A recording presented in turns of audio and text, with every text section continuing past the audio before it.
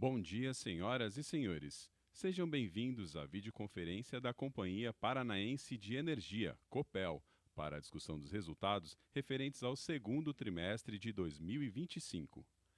Esta videoconferência está sendo gravada e o replay poderá ser acessado no site da companhia em ri.copel.com. A apresentação também está disponível para download. Informamos que todos os participantes estarão apenas assistindo a videoconferência durante a apresentação e em seguida iniciaremos a sessão de perguntas e respostas, quando mais instruções serão fornecidas. Antes de prosseguir, aproveito para reforçar que as declarações prospectivas têm como base as crenças e suposições da administração da Copel e as informações atuais disponíveis para a companhia. Essas declarações podem envolver riscos e incertezas, tendo em vista que dizem respeito a eventos futuros, portanto devem ser tratadas como previsões dependentes do ambiente macroeconômico, da conjuntura econômica do país, do desempenho e da regulação do setor elétrico, além de outras variáveis e, portanto, estão sujeitas a mudanças. Apresentam essa videoconferência o Sr. Daniel Slaviero, CEO da Copel, o Sr. Felipe Guterres, CFO da Copel, bem como diretores gerais das subsidiárias que estarão disponíveis para a sessão de perguntas e respostas. Gostaria agora de passar a palavra ao CEO da Copel, que dará início à apresentação. Por favor, Sr. Daniel, pode prosseguir. Olá, muito bom dia. Agradeço a participação de todos em nossa videoconferência. Apresentamos mais um trimestre com sólidos resultados empresariais. O EBITDA de 1,3 bilhão, um crescimento de 4,2% em relação ao mesmo trimestre do ano passado, e um lucro líquido recorrente acima de 450 milhões de reais. O nosso CAPEX no período foi de aproximadamente R$ 1 bilhão, 975 para ser preciso, em linha com a nossa projeção de mais de 3 bilhões até o final de 2025. Estamos monitorando semanalmente a execução do plano de investimento, em especial na distribuidora, por tratar-se do último ano do ciclo tarifário.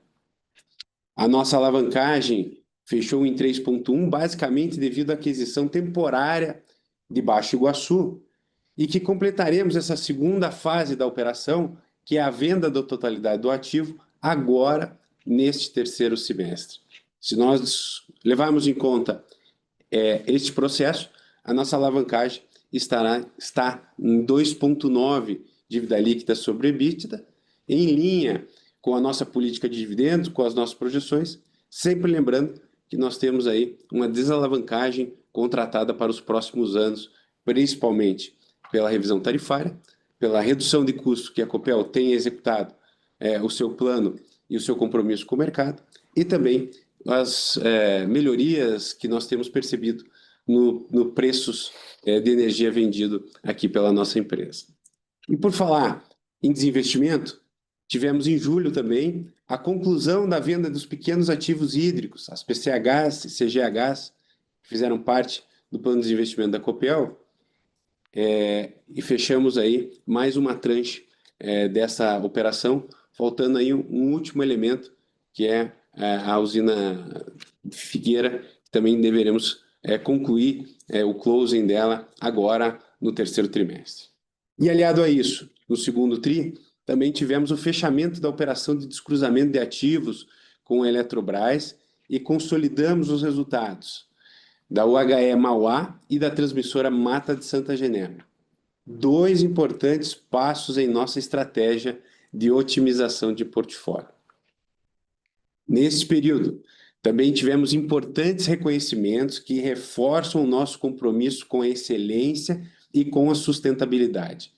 Recebemos o prêmio de melhores ESG do setor elétrico, concedido pela revista Exame, e pelo terceiro ano consecutivo, o primeiro lugar no prêmio de ouvidoria da ANEEL. Parabéns aqui, Vilela, e todos da distribuidora por esse prêmio. E eu aproveito também para cumprimentar e agradecer o engajamento e comprometimento de todos os colaboradores da Copel por ambos esses prêmios e pelos outros reconhecimentos que temos recebido. Sem o esforço, a dedicação e o profissionalismo de todos os copelianos e copelianas, essas conquistas simplesmente não seriam possíveis. Muito obrigado a todos vocês. E agora, entraremos no principal assunto do momento, que é a migração da Copel para o novo mercado. Quero lembrar a todos vocês que, além de estar no mais alto nível de governança da B3, o nosso principal objetivo com essa migração é a unificação das classes de ações, gerando mais liquidez para a companhia e para todos os nossos acionistas. Os termos aprovados pelo Conselho de Administração prevêem, em primeira fase, a unificação das duas classes de ações preferenciais, sem prejuízo a qualquer direito dessas classes envolvidas. Passo seguinte da proposta será a migração sem diluição para nenhum acionista, num ratio de 1:1, e equalização dos dividendos com um pagamento de prêmio às ações preferenciais de 0,7749 centavos. Esta etapa dependerá da aprovação da maioria dos acionistas preferencialistas em assembleia especial que será convocada oportunamente pela companhia. Ou seja, além de garantir a equidade entre as classes de ações, a proposta prevê a migração de todas as PNs às ONs, o que lhe permitirá o mesmo direito de voto e alinhamento entre os sócios. Acreditamos que isso destravará muito valor para a empresa através de uma maior liquidez das ações, como eu mencionei, e será uma ferramenta importante para a atração de novos investidores para a Copel, em especial os investidores estrangeiros. No entanto, em 1º de agosto, fomos surpreendidos pelo deferimento por parte da CVM de um pedido de interrupção da Assembleia por até 15 dias, que foi solicitado por um único acionista PNA. Lembro que esta classe de ação representa cerca de apenas 3 milhões de ações num universo de 3 bilhões. Eu vou repetir. Num universo de 3 bilhões de ações, ou seja, pouco mais de 0,1% do capital total da companhia. E mesmo com esta representatividade, a nossa proposta traz benefício para as PNAs, em especial no aumento significativo da liquidez. Temos a convicção que a proposta apresentada pela Copel está em conformidade com a legislação e preza pelo interesse de todos os acionistas da companhia.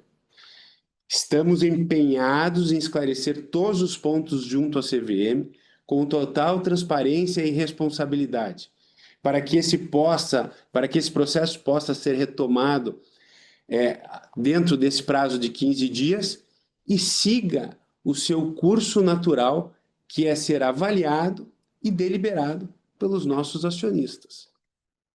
Nós confiamos que a CVM não dará guarida a nenhum tipo de abuso por qualquer acionista em detrimento ao bem da companhia e aos nossos mais de 360 mil acionistas minoritários que a Copel possui.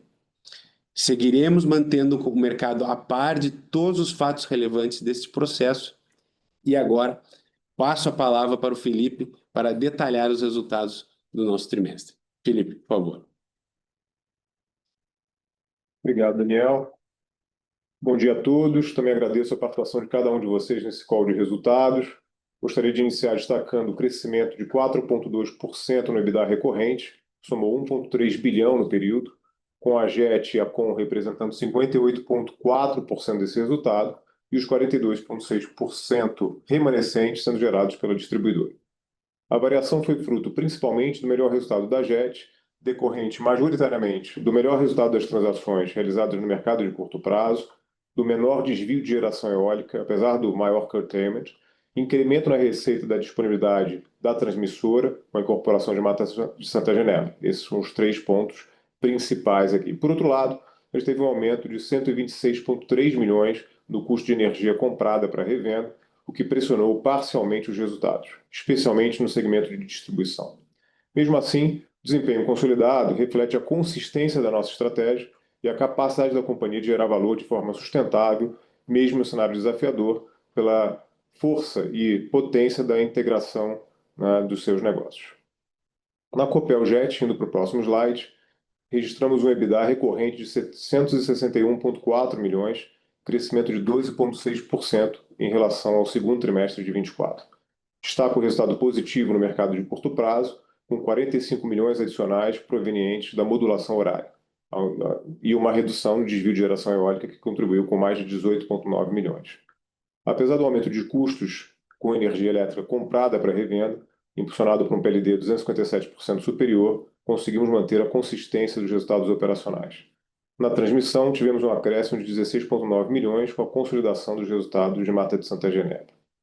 Em termos de vendas, encontramos liquidez no mercado a preços que consideramos adequados, o que nos permitiu fechar contratos reduzindo em média a exposição do nosso portfólio em cerca de 50 megawatts médios ao ano, entre 27 a 30.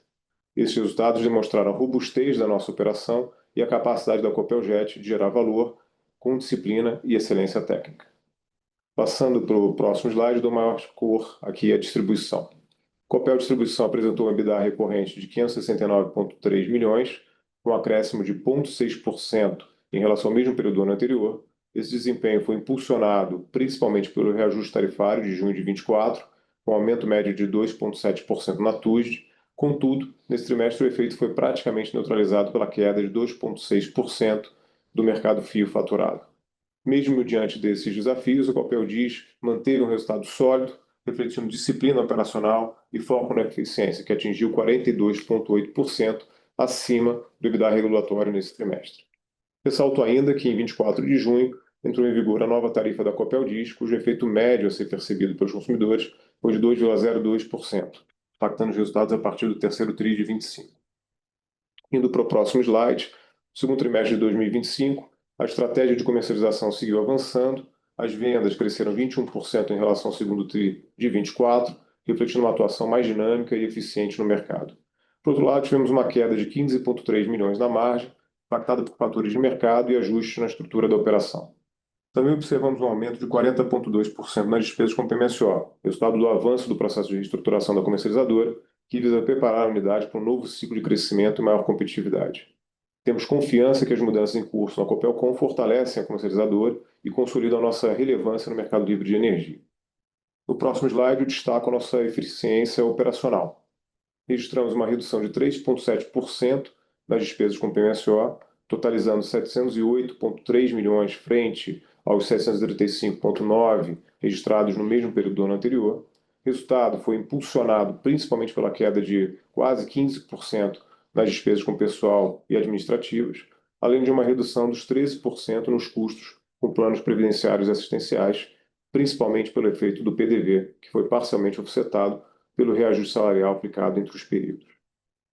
Reduzimos custos, aumentamos a eficiência e, ao mesmo tempo que estamos impulsionando a segurança da operação e a qualidade dos serviços prestados. Então, um ponto importante aqui nessa combinação de ações. Passando para o lucro líquido, entregamos um lucro líquido recorrente de 452,4 milhões, uma queda de 9,5% frente ao valor do segundo TRI do ano passado.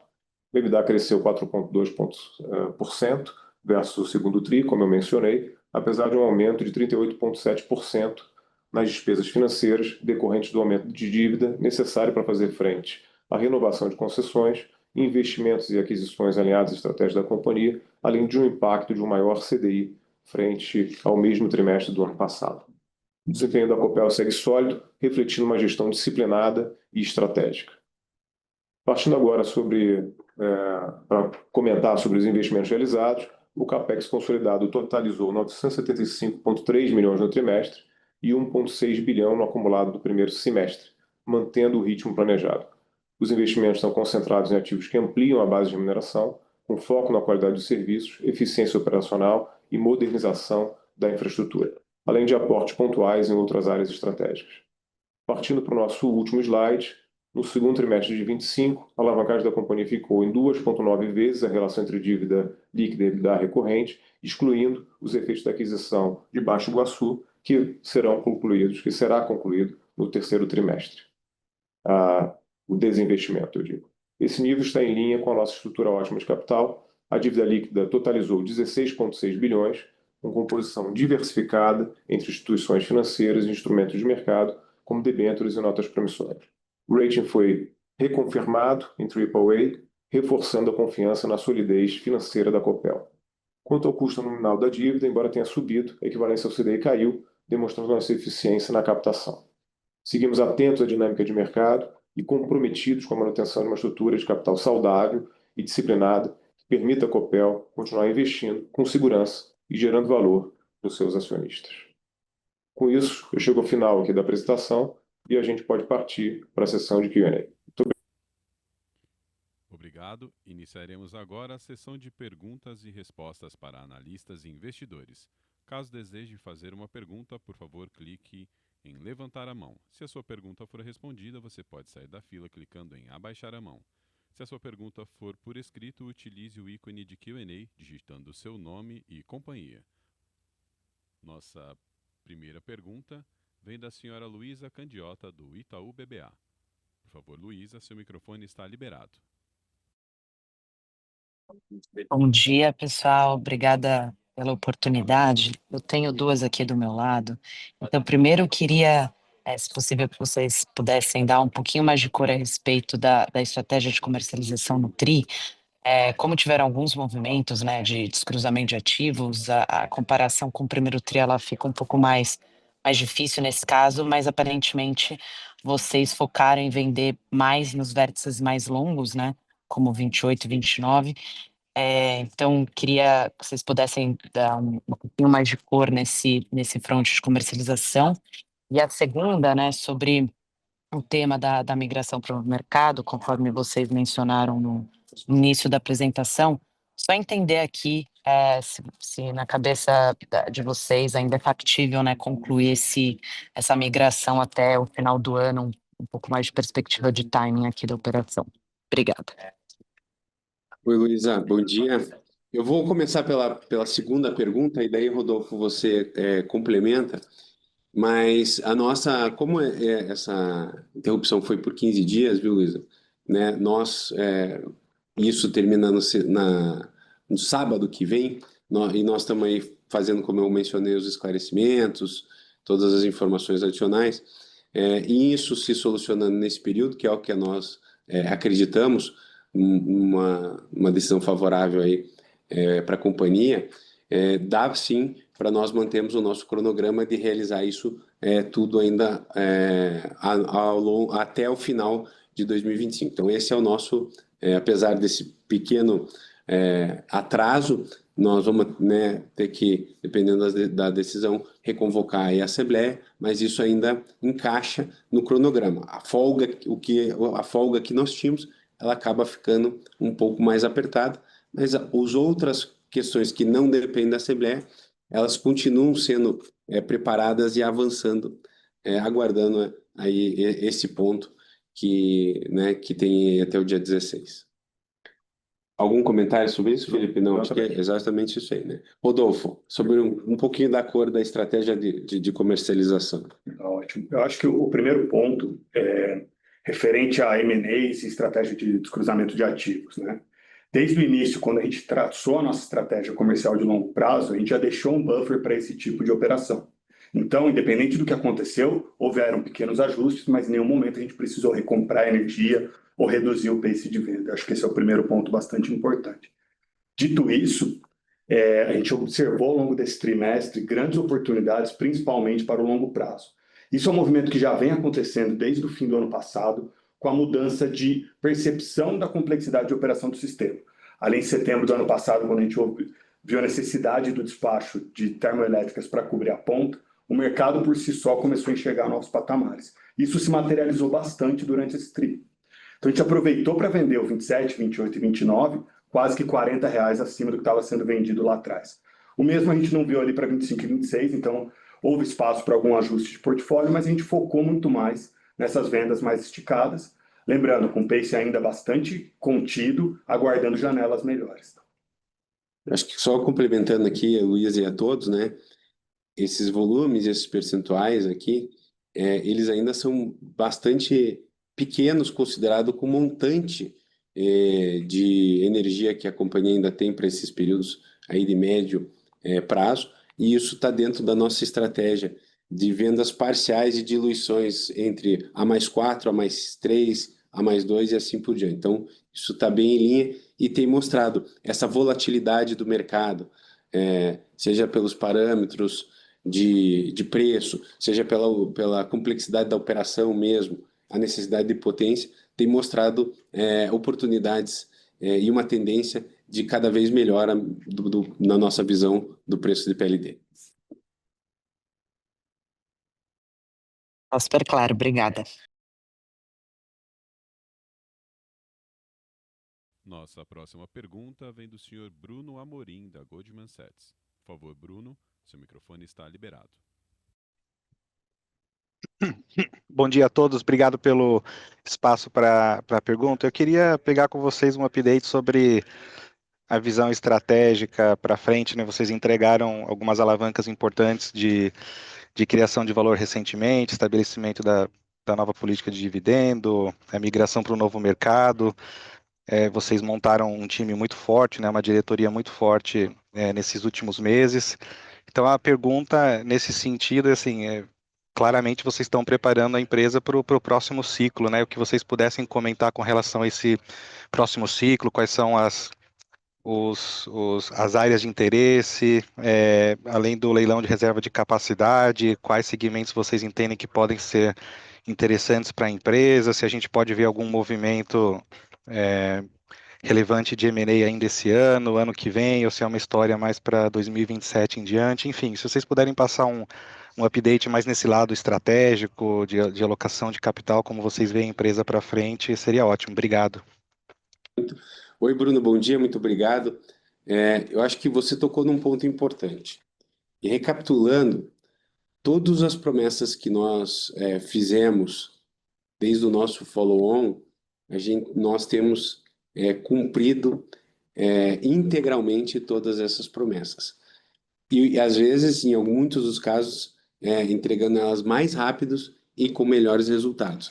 Então, rapidamente, a renovação dos bônus de outorgas e a renovação das concessões, né? Foi o primeiro item que nós sempre falamos. A segundo, uma redução significativa de custo de PMSO através de um primeiro PDV, e nós estamos vendo aqui os impactos e os resultados aqui, um PMSO muito em linha, considerando a inflação e todos, e especialmente na linha de P, de quase 15%.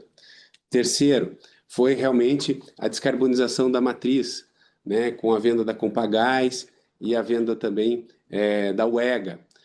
Quarto, a questão, né, realmente também de uma reorganização dos portfólios, com a venda das pequenas PCHs, os descruzamentos, simplificação aqui e otimização do portfólio com os cruzamentos da ativo com a Eletrobras, que exatamente foi objeto aí de conclusão nesse semestre. Depois, vimos também a reorganização da empresa, né, e a atração de novos talentos, como você também muito bem mencionou, e isso tem feito não só no C-Level, mas também em algumas áreas estratégicas, nas áreas de liderança e outras áreas pontuais, como já foi dito, também em várias partes e várias unidades da companhia. Ou seja, o BEV Retrospectus teve a estrutura ótima de capital, que era uma promessa importante, atualização da política de dividendos, e para que a gente feche esse ciclo de promessas, quais são as 3 que estão em caminhamento para serem fechadas até 2026, até o final de 2026. É a migração do novo mercado, que nós já tratamos, é a revisão tarifária, junho de 26, que isso aqui tem um acompanhamento nosso, da empresa inteira, não só do Vilela, não só do André, do regulatório, não só do Felipe, mas isso aqui é um grupo multi-entregado, dada a relevância e dada os resultados que nós certamente entregaremos aqui para a companhia e para o mercado. E aí, por último, falta aquele fecho, né, do complemento da redução final do nosso compromisso de reduzir 20% do custo com base no LTM de 2023 nominal, né, que nós pretendemos apresentar todo esse fecho ao final desse período em 2026. Ou seja, um pouco da longa história, só para reforçar a excelência e a consistência que a Copel tem na entrega dos seus compromissos. Dito isso, né, uma visão mais de médio e longo prazo, nós temos ainda muita coisa em sendo feita na companhia, né? Tem não só a questão do leilão de capacidade, mas transformação digital, de reestruturação aqui organizacional, de migração para novos sistemas, de transformação realmente de tecnologia, enfim, várias outras frentes e várias outras questões, além dessas três aí, compromissos que precisam ser entregues, que estão dando bastante atratividade, bastante, vamos dizer, entusiasmo aqui e trabalho para a nossa equipe, para o nosso time. Dito isso, long story short, nós não temos nenhuma visão e nenhuma pressa e nenhuma visão de M&A ou de qualquer alocação de capital relevante, porque eu acho que nós temos ainda todo esse caminho de geração de valor, todo esse caminho de extração de mais valor da nossa base atual, e nós, neste Copel Day, aqui no dia 19 de novembro, que nós já vamos convidar a todos aqui a poderem participar, nós mostraremos o que a gente enxerga as avenidas de crescimento para daqui até 2035. Tá? Então, isso é uma coisa que nós vamos tratar. Por que esse ambiente tão longo? Exatamente porque a gente estamos aqui com uma visão de longo prazo, com um compromisso de geração de valor. Acho que um último tópico aqui também das nossas energias que estão sendo focadas no momento atual está muito forte numa questão de fortalecimento da cultura da Copel Corporação. Então, quais são os elementos, quais são a ambição, propósito, valores, né? E o que nos guia, porque isso nós consideramos como um diferencial competitivo no nosso modelo de gestão. Então, isso precisa estar cada vez mais solidificado. Então, essa parte de gente e gestão é uma área que todos nós, sócios da companhia, em especial a Márcia Baena, que é a vice-presidente de gestão, tem dedicado aqui bastante força. Acabei me estendendo um pouco, viu, Bruno? Porque esse é um assunto que eu particularmente adoro, que é uma visão e uma trajetória de geração de valor de longo prazo, mas elas vão precisar ser feitas todo no seu devido momento, e nós temos aqui bastante coisa que pode ser entregue nesse processo de execução sem nenhum movimento transformacional, que, né, certamente poderá vir, mas talvez numa visão de 27 ou em diante, ou a maneira que isso possa surgir, mas não temos nada de curto prazo no radar. Perfeito. Obrigado, Daniel, e parabéns mais uma vez aí por toda a entrega até agora.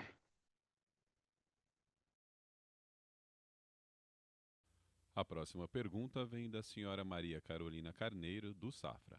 Por favor, Maria, seu microfone está liberado. Bom dia, pessoal. Obrigada pelo call e oportunidade. Eu queria aproveitar, Daniel, que você falou justamente do que vocês têm entregue aí de custo, né? Esse é mais um trimestre consecutivo que a gente tem visto várias linhas melhorando.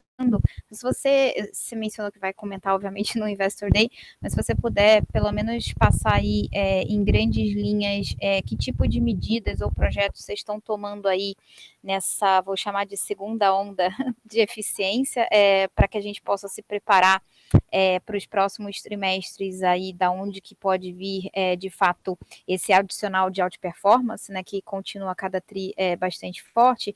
E se você puder também comentar um pouquinho sobre o outro lado da moeda, né? A gente tem visto consistentemente tarifa de energia ser um incômodo, pressionar em alguma forma tanto a opinião pública quanto o governo, né, pensando em soluções como as MPs que a gente viu. E como isso tem refletido em política comercial, administração de PDD de vocês, né? Uma ou outra empresa tem comentado que cada vez mais isso tem sido talvez a tendência de trabalhar bem mais junto aí no comercial, na forma de pagamento de dívidas, né? Do PQLD de cada classe, das classes que fazem mais sentido. Se você puder comentar um pouquinho sobre isso também, ia ser interessante. Obrigada. Tua pergunta é bastante ampla, viu, Carolzinha? Eu vou fatiá-la elas em alguns pedaços e peço aqui, não só, viu, Felipe, mas Vilela também possa contribuir aqui. Então, primeiro das alavancas, né? Eu acho que a companhia Copel, ela já vinha numa administração bastante austera e eficiente, mesmo antes do processo de transformação, então ela já vinha mostrando, né, boas entregas. E sempre no meio dos nossos roadshows, você deve lembrar, sempre havia discussão, olha, a Copel já tinha feito entregas e nós sempre dissemos, olha, as amarras inerentes a uma empresa de natureza jurídica estatal sempre permite oportunidades, né? Então eu acho que nós já fizemos algumas, já foi dada, né? Eu acho que a questão de pessoas, acho que isso está superado, mas você acaba sempre, mesmo sem um mato alto, você acaba sempre olhando, não só na questão de suprimentos, em que nós pudemos fazer nessa nova fase uma unificação de todas as áreas de suprimentos, inclusive com uma diretoria ligada aqui ao Felipe, né? Uma revisão de alguns contratos, alguns ganhos de escala que puderam ser feitos e que não precisam de processos licitatórios, então você ganha agilidade, você ganha flexibilidade, não só para os contratos, mas também para os volumes, né? Eu diria que isso aí também, e a gente já tem visto isso, bons reflexos na JET. Enfim, você acaba tendo todo o choque também, uma terceira onda é o choque de digitalização, de transformação, de revisão de processos, e aí, né, não só com o Smart Grid, que nós temos a maior rede de Smart Grids do Brasil, dos investimentos que nós fizemos, CAPEX robustos, mas também de tecnologia em si, de processos, de softwares, e aí, né, uma próxima onda que nós estamos já percebendo de inteligência artificial. Então, ou seja, elas não têm nenhuma grande, mas se você somar pequenas e os consistentes movimentos, né, é assim que nós pretendemos chegar naquele compromisso dos 20%. Então, acho que essa é uma primeira grande etapa aqui da sua pergunta. A segunda, a questão tarifária é uma preocupação de todos nós, não só aqui no Paraná, mas também por outros lugares do Brasil. Só para, antes de seguir nessa questão tarifária, todos esses movimentos que nós estamos fazendo, de redução de custo e de melhoria de performance, ele visa buscar eficiência, mas sempre, sempre focando em melhorar o atendimento do cliente. Por isso que isso aqui, em algumas áreas e algumas linhas da própria distribuidora, você tem visto um certo aumento na prestação de serviço, porque no final, e o mais importante de tudo, é nós sempre realmente cuidarmos do nosso cliente, e ainda mais numa área de concessão que tem crescido historicamente acima das médias nacionais. Então, fecha aqui a primeira etapa, porque também nosso foco muito grande e a visão é na qualidade do serviço prestado para o cliente, que está cada vez mais exigente, ainda mais aqui num crescimento econômico que nós estamos vendo. Dito isso, a questão tarifária é um ponto de atenção, é um ponto de preocupação, mas aqui, historicamente, e o reajuste desse ano mostra que aqui na concessão aqui do Paraná, nós estamos vendo reajustes aqui razoavelmente moderados, tá? Eu acho que grande parte dele ainda vem dos subsídios das tarifas. Esse aqui, nesses 2%, 2,02 que nós tivemos, mais de 5% veio de custos da CDE, então eu acho que é uma preocupação estrutural. E quando você fala da abertura de mercado, da MP 1300, da 1304, enfim, de todos esses movimentos, eles precisam sempre abrir, mas nós não podemos deixar de descuidar do cliente que fica na base, porque ele está sendo penalizado com encargos, tarifas, subsídios, que é um problema muito grande. Para fechar, a questão aqui do PCLD, e aí, Felipe, não sei se você tem algum comentário aqui em relação a custos e essas alavancas do OBZ e iniciativas que você tem conduzido. Eu posso fazer alguns comentários. Eu acho que assim, tem algumas frentes muito relevantes dessas alavancas que nós fizemos com o exercício do OBZ que estão em implementação. Né? Implementação em algumas unidades vão ser mais intensificadas em 26, principalmente na distribuidora.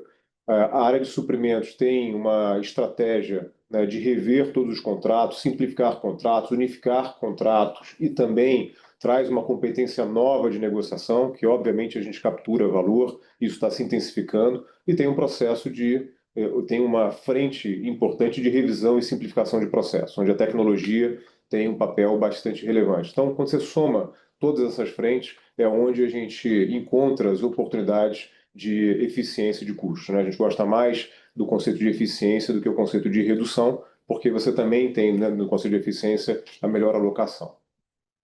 E para aqui, passando, só complementando essa tua pergunta, né, Carolina, ela está muito em linha e conectada com a pergunta anterior do Bruno.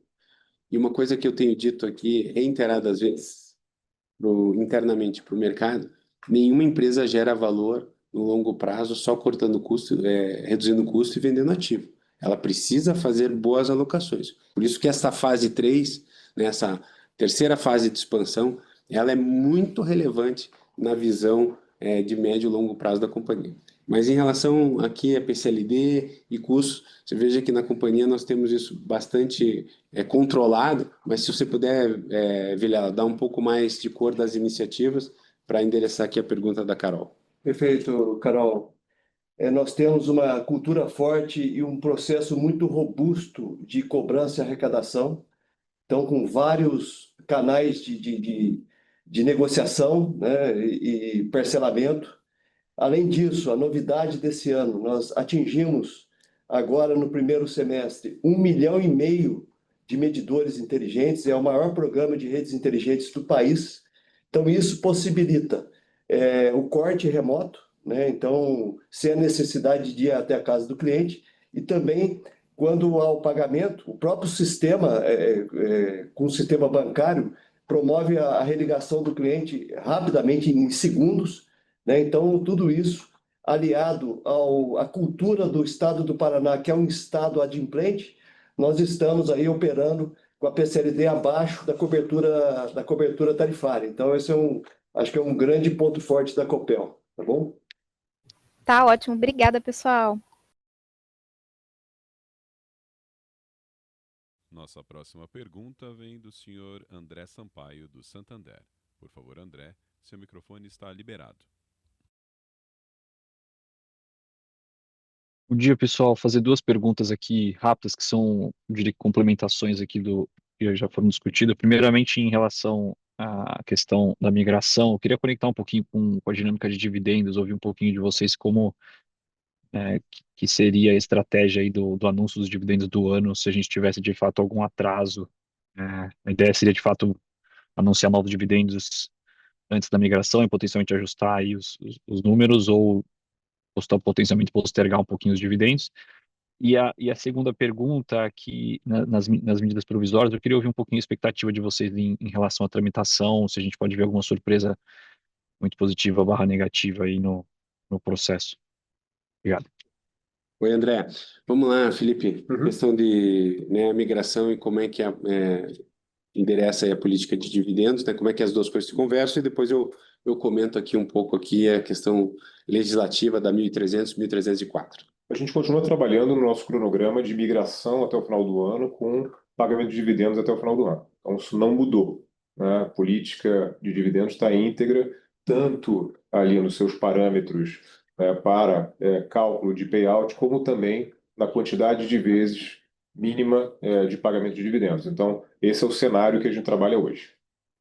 Acho que um pouco, ou seja, a nossa política fala em 2 pagamentos, no mínimo 2 eventos anuais, que será cumprido, e nós sempre temos no quarto trimestre, em algum momento do quarto trimestre, anunciado os dividendos do primeiro semestre. Então, a intenção é manter isso. Claro que o acompanhamento do mercado, dessa migração para o novo mercado, ela também faz parte dessa equação, como o Felipe falou, mas acho que o mais importante é que nós manteremos os 2 eventos que nós nos comprometemos na política, e também o anúncio disso ao longo do quarto trimestre, como a companhia tem sempre feito nos últimos anos. Acho que esse endereça a tua primeira parte, viu, André?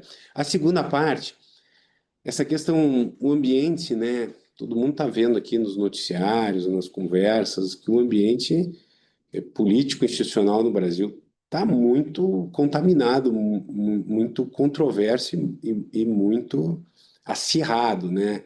Então, isso aí acaba tendo impactos em todas as frentes, seja na nomeação de novos diretores nas diversas agências, seja na tramitação dos projetos de lei e das MPs no Congresso.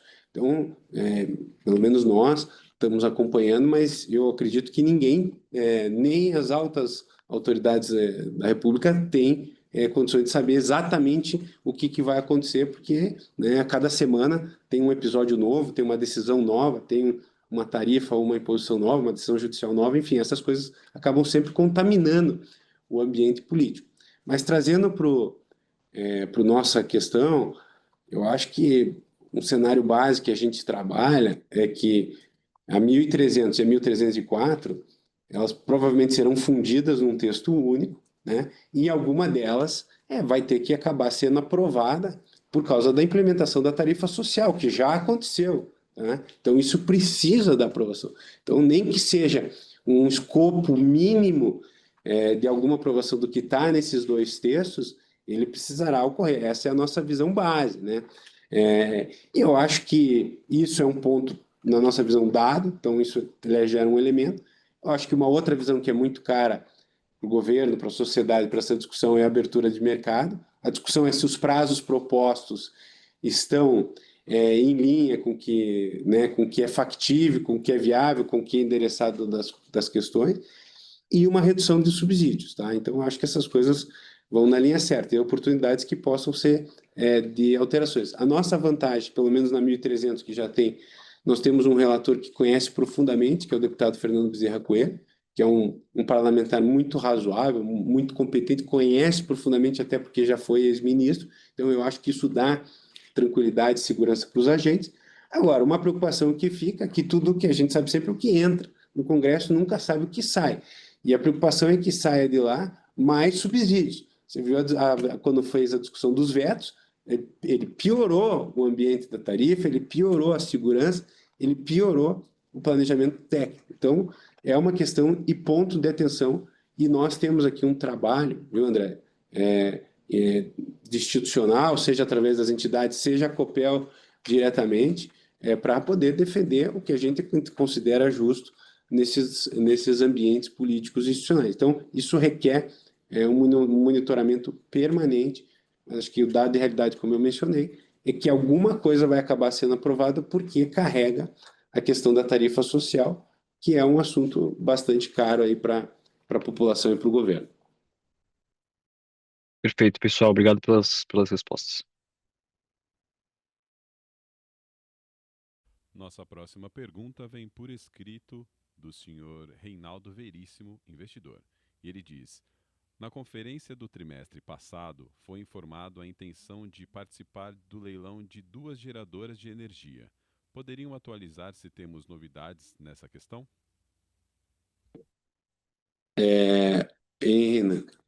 Acho que é o seguinte, aqui você deve estar mencionando ao leilão do LRCAP, que é o leilão de capacidade, que nós temos 2 usinas, Foz do Areia e Segredo, que são 2 projetos muito robustos e competitivos. Eu imagino que você esteja se mencionando isso, porque não tem nenhum outro intenção, nenhum outro visão de investimento em usinas no curto prazo que não sejam essas que nós estamos mencionando no LRCAP. Infelizmente, desde a nossa última conferência até agora, que vão ser quase 90 dias, o Ministério não publicou a portaria, né? E ela é um fator essencial para a etapa.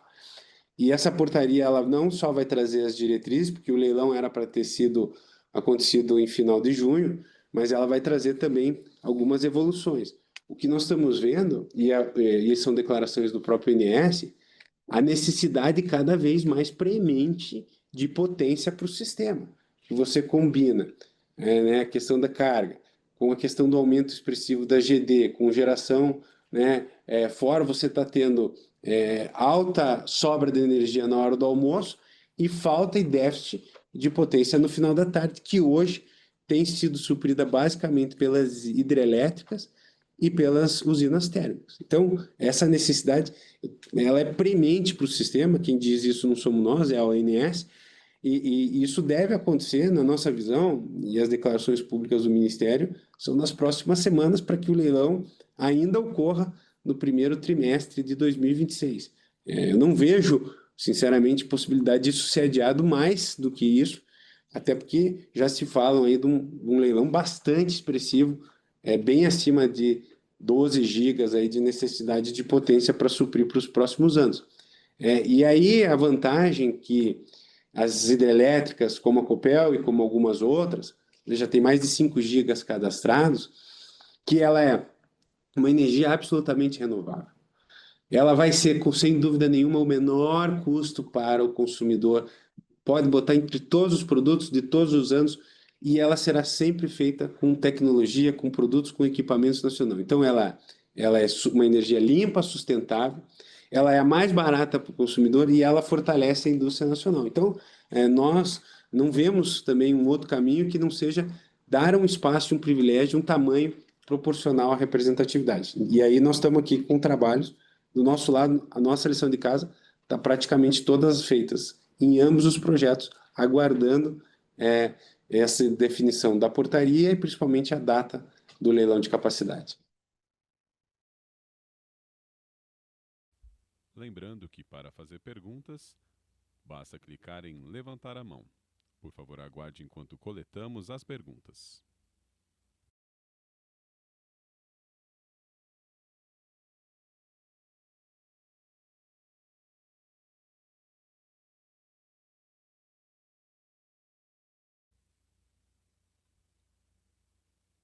A sessão de perguntas e respostas está encerrada. Gostaria de passar a palavra ao senhor Daniel para as considerações finais. Então, não havendo mais perguntas, eu novamente agradeço aqui a participação de todos, cumprimento os meus colegas aqui, meus sócios na Copel, todos os copelianos, por mais um semestre de entregas, mais um trimestre, perdão, de entregas consistentes, sem surpresas, entregando o que nós vemos nos comprometendo ao longo, não só dos últimos anos, mas também ano a ano, de eficiência, de qualidade para o nosso cliente e de valorização e fortalecimento do nosso time, da nossa equipe dos copelianos. Então, seguimos em frente na execução do nosso plano estratégico. Agora, a prioridade é a execução do plano e colocar em deliberação para os nossos acionistas, e o que eles decidirem será soberano na nossa Assembleia, por óbvio, mas para que a gente possa, o mais rápido possível, seguir aqui no processo de novo mercado, porque, na nossa visão, isso vai destravar mais valor, como eu falei, e vai gerar benefício para todos os acionistas. E aí o bem maior de valorização da companhia, ele realmente é o que nos move e o que nos une. Então, eu quero agradecer, dizer que nós continuamos comprometidos aqui com uma entrega de excelência na execução e na operação das nossos ativos e das nossas empresas, cuidado com as nossas pessoas e uma disciplina absoluta na alocação de capital para que a gente, com todos esses elementos, possa continuar gerando bastante valor para a companhia e para todos os acionistas e todos os stakeholders. Muito obrigado e bom dia a todos. A videoconferência da Copel está encerrada. Agradecemos a participação de todos. Tenham um bom dia.